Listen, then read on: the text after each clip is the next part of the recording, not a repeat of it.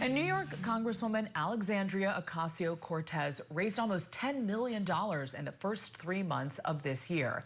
That's the biggest quarter ever for the progressive Democrat. The big haul comes as she and Senator Bernie Sanders hold rallies across the U.S. to criticize President Trump and Doge chief Elon Musk and others. Scripps News congressional correspondent Nathaniel Reed joins us live now in Washington.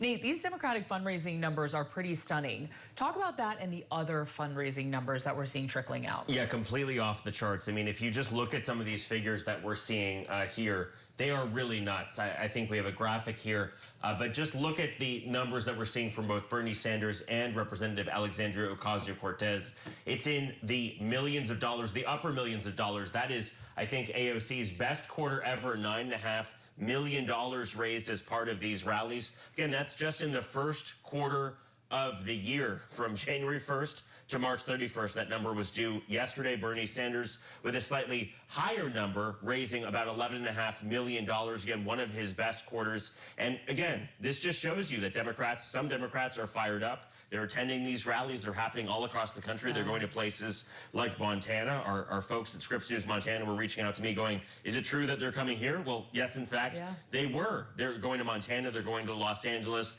They're really hitting a lot of the Sun Belt, Rust Belt states, trying to get this message out as much as possible. And what's interesting is this doesn't necessarily square with some of the fundraising numbers we're seeing for other Democrats. Hakeem Jeffries posted numbers that were far lower than his Republican counterpart, House Speaker Mike Johnson, who posted bonkers fundraising numbers, $25 million raised in just the first quarter of the year as part of his affiliated fundraising group. And so it's really interesting to see some of these early numbers come in, see where that Democratic enthusiasm, people kind of spending money, putting their money where their mouth is in terms of who they support, and just seeing how those numbers are unfolding for the first part of the year. Again, fundraising is rolling. We'll get more numbers on April 20th, but interesting to see where these first numbers from the year are starting to land.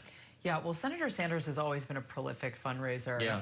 We saw that when he ran first in 2016 and then again, but these kinds of numbers that you're pointing out are huge, especially because we don't think he's announced he's running for re-election. And these are some of his biggest crowds, too. These are the biggest crowds he's posted, including when he ran for president. His communications team has been frequently, reminding journalists that these are crowds that are bigger than when he ran for president in the Democratic primary in either 2016 or 2020. So just the sheer number of people who were fired up and showing up at these events, certainly indicative as well. He's previously told reporters that he has no plans to run for president the third time.